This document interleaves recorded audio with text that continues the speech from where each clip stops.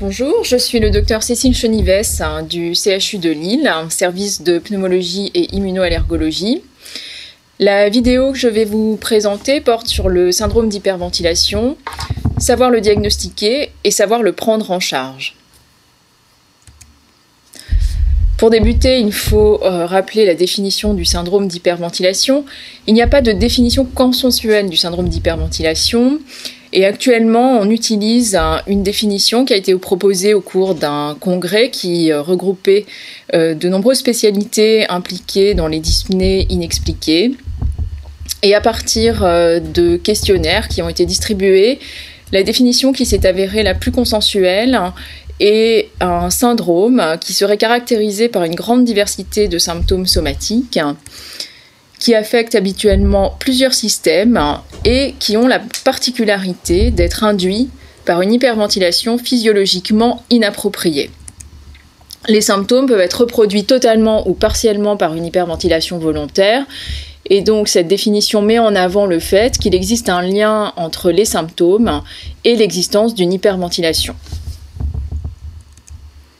Une autre entité qui est décrite est le trouble fonctionnel respiratoire qui inclut désormais le syndrome d'hyperventilation. Le trouble fonctionnel respiratoire est défini comme une altération de la biomécanique ventilatoire qui est responsable des symptômes, qu'ils soient intermittents ou chroniques, ou qu'ils soient respiratoires ou non respiratoires.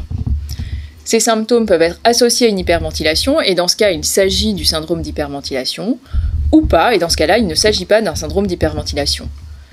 La difficulté des troubles fonctionnels respiratoires est de savoir quels sont les critères diagnostiques, et en effet, les revues qui portent sur les troubles fonctionnels respiratoires ne rapportent pas de critères précis. On trouve au mieux ce type de références qui sont que le trouble fonctionnel respiratoire peut être diagnostiqué facilement par un kinésithérapeute entraîné. Au sein des syndromes d'hyperventilation, il existe un sous-groupe particulier qui est l'hyperventilation inappropriée d'exercice. Donc ce groupe concerne une partie des patients avec syndrome d'hyperventilation et est défini par une dyspnée avec une hyperventilation qui survient uniquement au cours de l'exercice. Une des particularités du syndrome d'hyperventilation est de pouvoir être associé à d'autres maladies respiratoires. On distingue à partir de là le syndrome d'hyperventilation idiopathique pour lequel il n'y a aucune maladie organique sous-jacente, et les syndromes d'hyperventilation secondaires qui peuvent être associés à des maladies respiratoires chroniques, dont les plus fréquentes sont les maladies bronchiques et notamment l'asthme et la bronchopneumopathie chronique obstructive. Alors est-ce que c'est une maladie fréquente, le syndrome d'hyperventilation? Il y a eu peu d'études de prévalence en population ouverte et donc il est difficile d'avoir une évaluation précise de la prévalence du syndrome d'hyperventilation. En fonction de la méthodologie des études, on considère que la prévalence est d'environ 6 à 10% en consultation de médecine générale. Il est habituellement décrit une prédominance féminine. Néanmoins, la description initiale du syndrome d'hyperventilation portait sur des hommes qui participaient à la guerre de sécession, et il est donc possible que la prédominance de sexe soit liée aux contraintes sociétales. L'âge de survenue est habituellement entre 20 et 30 ans, mais il y a aussi des formes chez l'enfant qui sont très certainement sous-diagnostiquées et des formes chez le sujet âgé. Chez les asthmatiques, la prévalence du syndrome d'hyperventilation est beaucoup plus élevée puisqu'il pourrait concerner 20 à 40% des asthmatiques. Alors, quelles sont les manifestations cliniques du syndrome d'hyperventilation? On a vu dans la définition que les manifestations cliniques étaient multiples et touchaient tous les organes. Ici, il y a une représentation des symptômes du syndrome d'hyperventilation, qui sont des céphalées, de la confusion, des vertiges, des lipothymies, de l'anxiété, qui est un symptôme majeur du syndrome d'hyperventilation qui pose le problème du diagnostic différentiel entre le syndrome d'hyperventilation et le syndrome anxieux.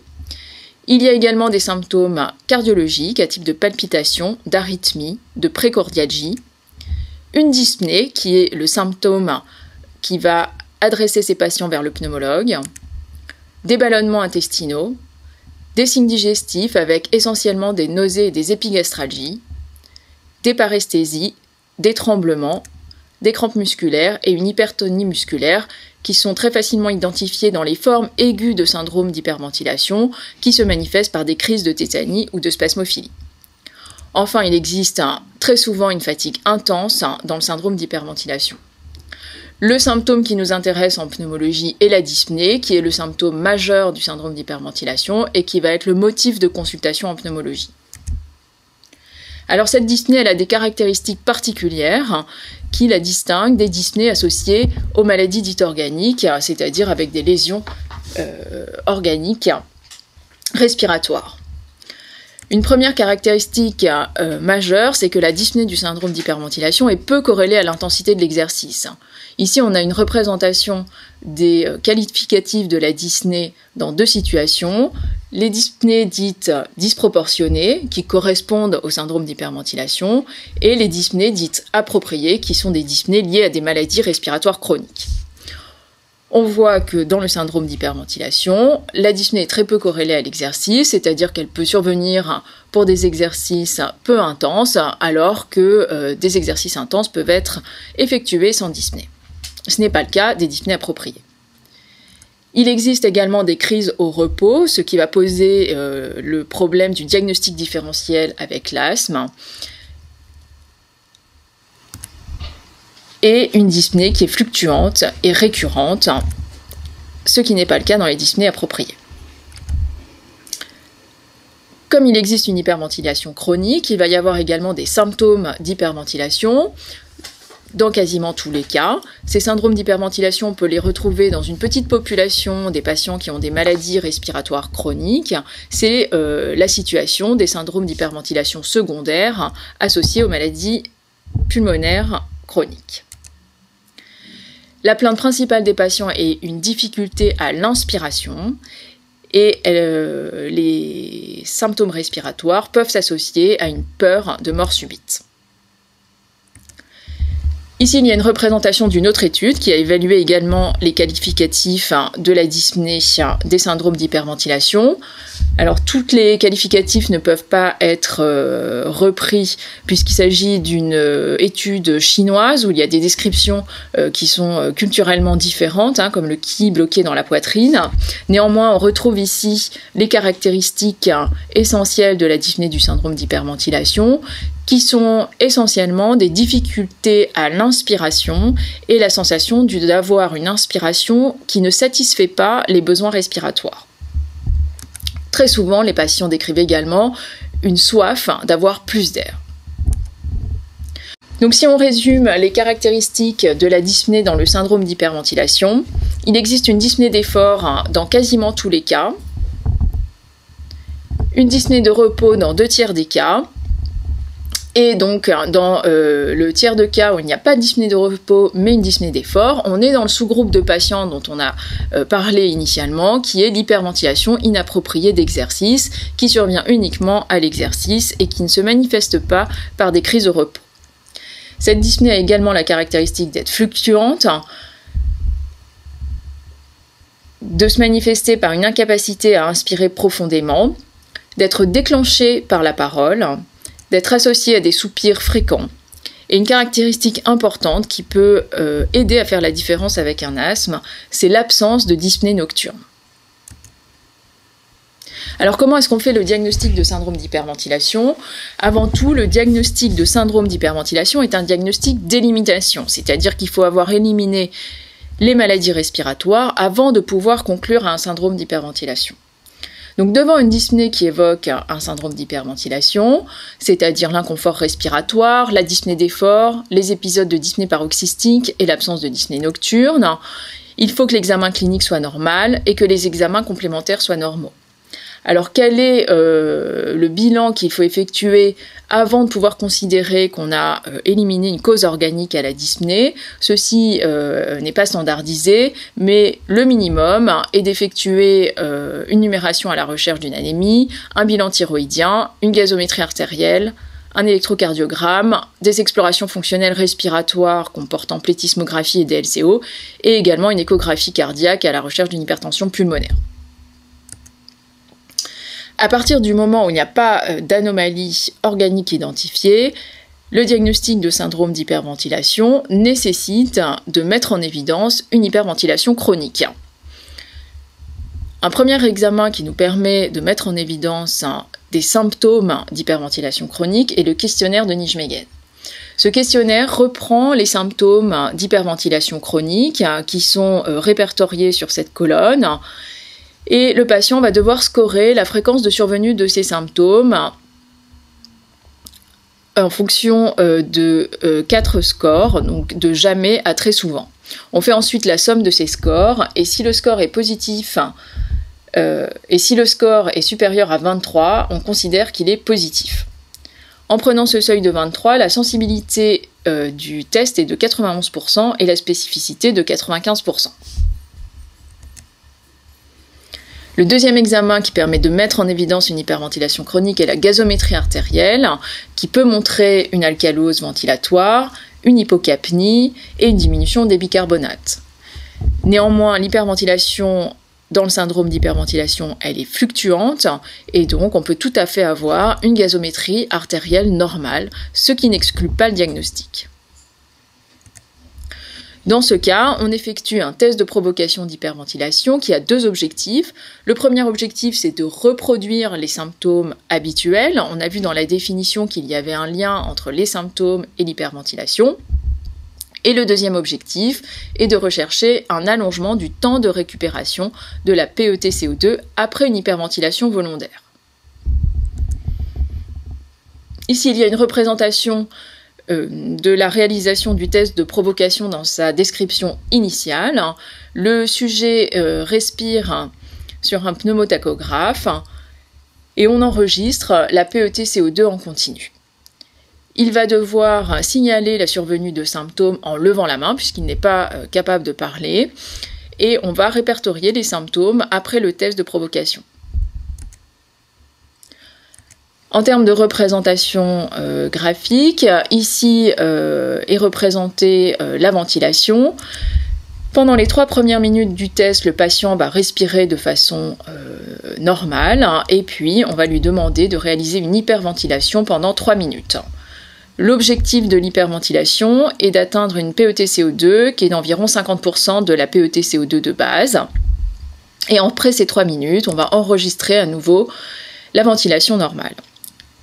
Chez un sujet normal, on considère que la PET-CO2 de base est récupérée dans les 5 premières minutes, alors que le patient atteint de syndrome d'hyperventilation va mettre beaucoup plus de temps à récupérer sa PET-CO2 de base, ce qui est considéré être un signe indirect d'hyperventilation chronique, et donc à 5 minutes, il n'aura pas récupéré sa PET-CO2 normale.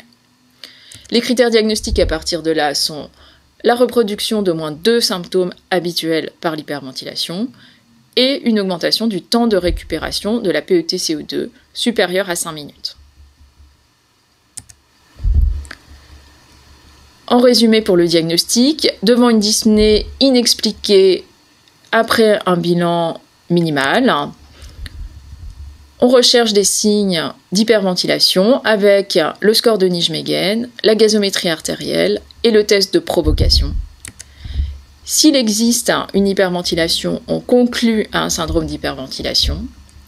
Et s'il n'existe pas de syndrome d'hyperventilation, on conclut à un trouble fonctionnel respiratoire qui n'est pas un syndrome d'hyperventilation.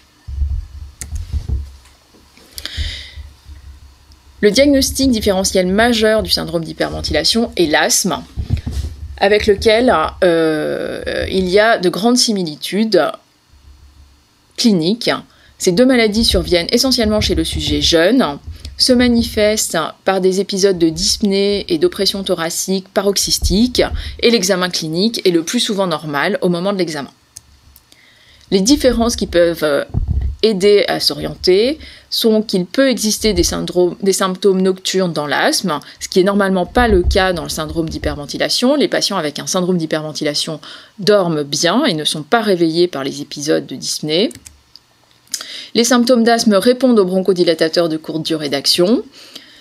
Et on retrouve dans le syndrome d'hyperventilation des symptômes d'hyperventilation chronique. Néanmoins, on a vu précédemment que ceci pouvait survenir chez 30% des asthmatiques.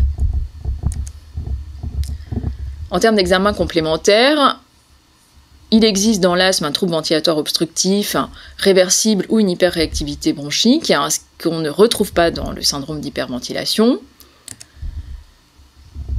Le score de Nijmegen est normalement négatif dans l'asthme et positif dans le syndrome d'hyperventilation. La gazométrie artérielle est normale dans l'asthme et peut montrer une hypocapnie dans le syndrome d'hyperventilation. Et enfin, le test de provocation montre une augmentation du temps de récupération de la PET CO2 dans le syndrome d'hyperventilation, ce qui n'est pas le cas dans l'asthme. Enfin, l'épreuve fonctionnelle d'exercice peut apporter des éléments lorsqu'elle montre une limitation des débits expiratoires au cours de l'exercice, alors que dans le syndrome d'hyperventilation, on observera une épreuve fonctionnelle d'exercice normale ou avec des signes d'hyperventilation à l'exercice.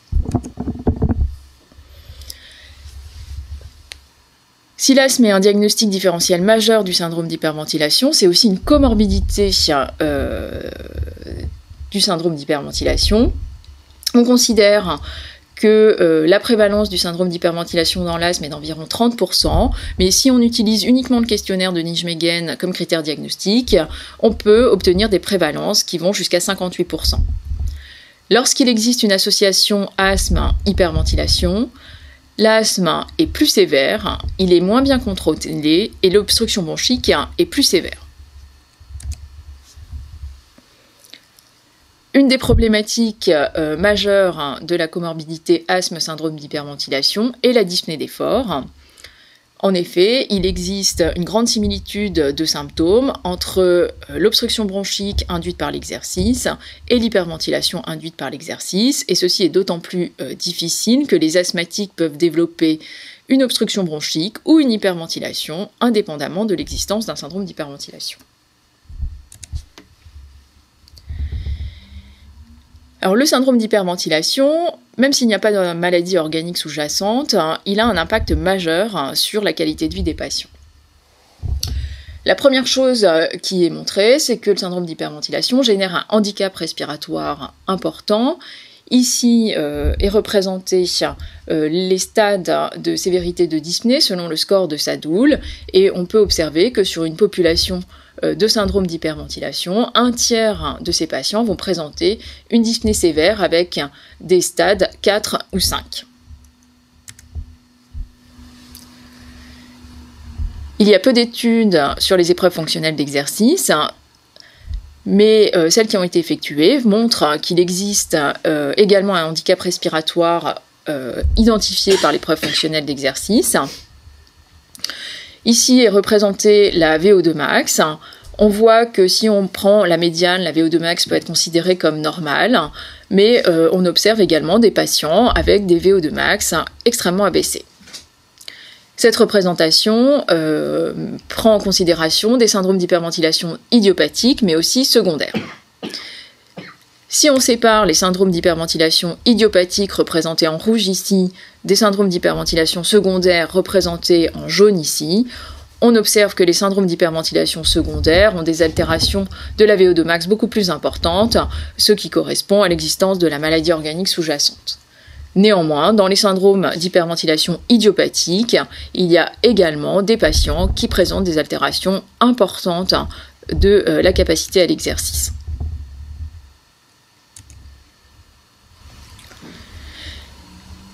Qu'est-ce que l'épreuve fonctionnelle d'exercice peut nous montrer d'autre ? Le plus souvent, la VO2 max est normale, comme on l'a vu, mais elle peut être diminuée et elle peut même être sévèrement diminuée. On peut observer une élévation des équivalents ventilatoires au repos. Le profil VDVT est normal, ce qui est utile pour faire le diagnostic différentiel avec des pathologies vasculaires pulmonaires. La PaO2 et le gradient alvéolo-artériel en oxygène sont normaux, bien sûr. Le quotient respiratoire peut être élevé en début d'exercice. Et habituellement, le mode ventilatoire a une fréquence respiratoire élevée avec un volume courant bas, notamment pendant la phase de récupération. L'intérêt de l'épreuve fonctionnelle d'exercice est d'éliminer une pathologie organique par sa normalité. Un second intérêt est de déclencher l'hyperventilation, notamment chez les patients qui ont une hyperventilation induite par l'exercice. Et le troisième avantage, c'est qu'elle met en évidence une hyperventilation inappropriée au cours de l'effort. Si on essaye d'évaluer la qualité de vie des patients ayant un syndrome d'hyperventilation, on a une représentation ici des résultats au questionnaire SF36, qui est un questionnaire générique de qualité de vie, qui évalue la qualité de vie sur 8 domaines qui sont représentés sur le graphique. Au centre, le résultat est à 0, ce qui est l'équivalent d'une très mauvaise qualité de vie. Et à l'extérieur, le score est à 100, ce qui témoigne de la meilleure qualité de vie possible.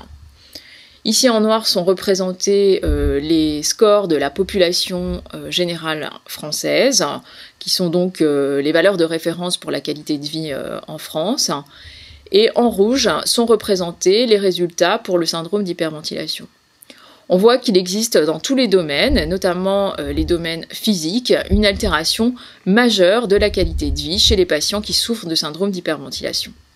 On a vu précédemment que le syndrome d'hyperventilation touchait essentiellement des sujets jeunes, en pleine activité professionnelle. On a essayé d'évaluer l'impact du syndrome d'hyperventilation sur la capacité à travailler avec le questionnaire WPAI, qui évalue la baisse des activités quotidiennes, la baisse de productivité, l'absentéisme et le présentéisme, qui est la présence au travail, mais avec l'incapacité de travailler à cause de sa maladie. On a effectué ce travail avec un questionnaire ciblé sur les symptômes respiratoires, représenté ici en rouge, et un questionnaire générique, représenté ici en jaune. Normalement, quand il n'y a pas d'impact, le résultat est à 0, et ce qu'on observe ici, c'est qu'avec les deux questionnaires, on a un absentéisme important, entre 30 et 40%, et un présentéisme extrêmement important, d'environ 40%. Alors la question, c'est comment traiter ces patients. Et pour traiter ces patients, il faut comprendre les mécanismes impliqués dans la dyspnée. Le problème, c'est qu'actuellement, on ne comprend pas et on ne connaît pas les mécanismes physiologiques responsables des symptômes dans le syndrome d'hyperventilation. Les deux questions, c'est quel est le stimulus de l'hyperventilation et quelle est la cause des symptômes. Alors ici, il y a une représentation du contrôle de la ventilation. Au niveau du bulbe, il existe le contrôle automatique de la ventilation qui permet de respirer la nuit comme le jour de façon automatique. C'est un peu comme un pacemaker cardiaque. Et ici, il existe le contrôle cortical de la ventilation qui permet de faire ce qu'on veut avec sa respiration, par exemple de parler, de chanter. Ici, il y a le système limbique, qui est le centre émotionnel qui va influencer le contrôle de la ventilation. Alors, qu'est-ce qui dysfonctionne dans le syndrome d'hyperventilation? Eh bien, on ne le sait pas. Une première étude qui a été effectuée était de savoir si c'était le contrôle automatique de la ventilation qui était affecté. Et pour cela, ont été évaluées les réponses ventilatoires au CO2 et à l'hypoxie. Ici sont représentées les réponses ventilatoires au CO2 chez les patients ayant un syndrome d'hyperventilation à gauche en noir et chez des sujets sains représentés à droite en blanc. Ce qu'on observe, c'est que les patients qui ont un syndrome d'hyperventilation ont une réponse au CO2 normale et qu'il n'y a donc pas d'anomalie de la sensibilité au CO2 chez ces patients. Si on regarde la réponse à l'hypoxie chez les patients qui ont un syndrome d'hyperventilation, qui sont représentés sur les deux colonnes de gauche en noir, en comparaison à des sujets sains qui sont représentés en blanc à droite, on observe que quand les patients sont en eukapnie, c'est-à-dire que quand on les met à des niveaux de CO2 normal, ils ont une réponse normale à l'hypoxie.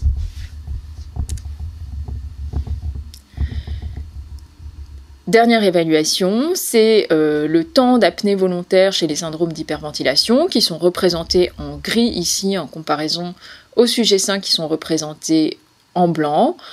Le temps d'apnée volontaire est très diminué chez les syndromes d'hyperventilation.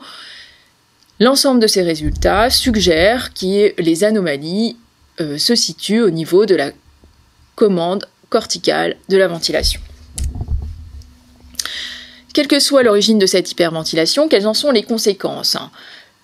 Ici est représenté le potentiel transmembranaire habituel avec les pompes sodium-potassium et le canal potassique. Donc normalement, il existe donc une pompe ATP dépendante qui fait sortir du sodium de la cellule et qui fait rentrer du potassium dans la cellule, qui va pouvoir ressortir de la cellule par le canal potassique. À l'état de base, ceci engendre un excès de charge positive en extracellulaire par rapport au milieu intracellulaire et génère un potentiel transmembranaire d'environ 70 mV. Lorsqu'il y a une alcalose, comme c'est le cas dans le syndrome d'hyperventilation, qui est associé à une alcalose ventilatoire, il va y avoir la mise en jeu d'une autre pompe qui a pour objectif de normaliser le pH sanguin et donc de faire sortir des ions H+ de la cellule, et ceci se fait en échange d'un ion potassique. Ceci va augmenter les charges positives dans le milieu intracellulaire et modifier le potentiel transmembranaire qui est alors plutôt aux alentours de 50 mV. Cette baisse du potentiel transmembranaire va diminuer le seuil de dépolarisation et va donc engendrer une hyperexcitabilité neuronale et une hyperexcitabilité musculaire. Ceci est responsable des symptômes que nous avons détaillés au début de cette présentation. Les symptômes d'hyperventilation sont donc attribués à l'hyperventilation, que ce soit dans la définition ou dans la physiologie, mais ceci a été remis en question par une étude de Hornsfeld qui montrait que si on pouvait reproduire les symptômes par un test d'hyperventilation avec hypocapnie dans 36% des cas, on pouvait aussi le reproduire en faisant le même test de provocation qui a été montré initialement, en isocapnie, c'est-à-dire en maintenant le taux de PCO2 normal. Et donc ceci remet en question le fait que l'alcalose ventilatoire soit responsable des symptômes dans le syndrome d'hyperventilation. Alors, qu'est-ce qui pourrait se passer? Une étude très préliminaire effectuée sur 4 sujets souffrant de dyspnée idiopathique a suggéré que les patients souffrant de syndrome d'hyperventilation pourraient avoir une perception anormale des stimuli respiratoires. Ici, ces patients avaient des stimulations du système respiratoire avec des occlusions inspiratoires et on observait en IRM fonctionnel une activité au niveau des aires sensorimotrices prémotrice et du cervelet, ce qui est retrouvé également chez le sujet sain, mais également au niveau de l'insulin antérieur, qui est habituellement associé à toutes les manifestations désagréables, et notamment la dyspnée. Ceci suggère que les patients souffrant de syndrome d'hyperventilation pourraient avoir une perception plus intense ou anormalement désagréable des stimulations respiratoires. Alors comment peut-on traiter ça ? Qu'est-ce qu'il y en est des médicaments dans un premier temps? La seule étude à peu près correcte porte sur les bêta-bloquants et avait pour objectif d'évaluer le bisoprolol à 5 mg par jour pendant 3 semaines. Donc c'est une étude effectuée sur 60 patients en crossover. Le critère de jugement est pas très précis. Il s'agit de la diminution de la fréquence des attaques d'hyperventilation. Et il a été montré que les patients sous bêta-bloquants avaient une diminution, effectivement, de la fréquence des attaques d'hyperventilation en comparaison au placebo. Par ailleurs, le score de Nijmegen diminuait. Une limite importante de cette étude est qu'il n'y a pas de suivi à long terme. En ce qui concerne les antidépresseurs, il n'y a aucune étude qui permet de mettre en place un traitement par antidépresseur chez les patients souffrant de syndrome d'hyperventilation. Très peu d'études réalisées, une étude sur la clomipramine qui a été effectuée sur 6 patients dont on ne peut tirer aucune conclusion.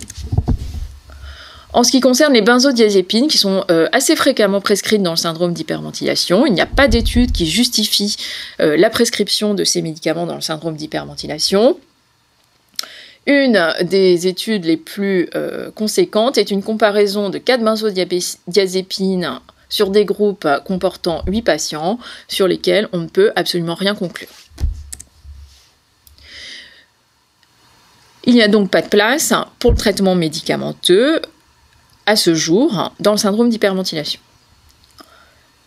Alors quelles sont les autres approches? Il y a tout d'abord la kinésithérapie respiratoire. Cette kinésithérapie respiratoire, elle propose dans un premier temps une éducation thérapeutique. Celle-ci consiste à expliquer la physiopathologie du syndrome d'hyperventilation, à faire prendre conscience aux patients des facteurs déclenchant l'hyperventilation, à reconnaître les prodromes et à contrôler l'hyperventilation dans ces situations. La deuxième partie de la kinésithérapie respiratoire est d'effectuer des exercices respiratoires qui ont pour objectif un travail de coordination thoraco-abdominale, mais aussi un apprentissage d'une technique d'hypoventilation volontaire. Pendant longtemps, des apnées téléinspiratoires ont été effectuées, mais la tendance actuelle est plutôt de travailler en fréquence, avec un objectif de fréquence respiratoire d'environ 5 cycles par minute à volume courant normal. Certains protocoles utilisent du biofeedback sur la PET CO2, mais comme on l'a vu, le rôle de la PET-CO2 dans le syndrome d'hyperventilation est controversé, et l'apport du biofeedback par rapport à un rythme en fréquence n'est pas apporté. Si on reprend les études concernant les exercices respiratoires, il y a environ 10 études et 10 programmes différents. Dans 8 programmes sur les 10 études, il existait une éducation thérapeutique avec une information sur la mécanique ventilatoire et ou sur le syndrome d'hyperventilation. 4 de ces 8 programmes apprenaient à reconnaître les facteurs déclenchants et les prodromes du syndrome d'hyperventilation. Dans 3 des 10 programmes, il y avait des exercices de biofeedback sur la PET CO2 ou sur les mouvements thoraciques. Et dans 3 programmes, il y avait des exercices de relaxation. À partir de là, l'efficacité des exercices respiratoires dans le syndrome d'hyperventilation n'a pas pu être confirmée dans une méta-analyse Cochrane, parce qu'il y a peu d'études, une dizaine d'études au total, avec des pratiques extrêmement hétérogènes et qu'il n'y a pas d'évaluation à long terme. Néanmoins, c'est la thérapeutique qui est proposée en première intention. En ce qui concerne les associations asthme, syndrome d'hyperventilation, comment est-ce qu'on peut soulager les asthmatiques ayant un syndrome d'hyperventilation? Les méta-analyses Cochrane concluent que les études sont insuffisantes pour proposer des thérapeutiques. Une étude a montré qu'il n'y a pas d'intérêt spécifique au biofeedback sur la PET CO2 par rapport à un travail en fréquence. Ce qui a été montré, c'est que si le score de Nijmegen chez un asthmatique est supérieur à 17, alors je rappelle que le seuil est habituellement à 23 chez le sujet sain, les patients asthmatiques avec un score de Nijmegen supérieur à 17 vont améliorer leur asthme si on leur propose des exercices spécifiques de prise en charge du syndrome d'hyperventilation. Ils vont améliorer le contrôle de l'asthme et ils vont améliorer leur VEMS.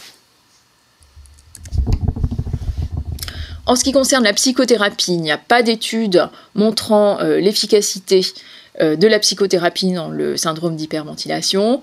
On n'a aucune idée du choix de la méthode à utiliser.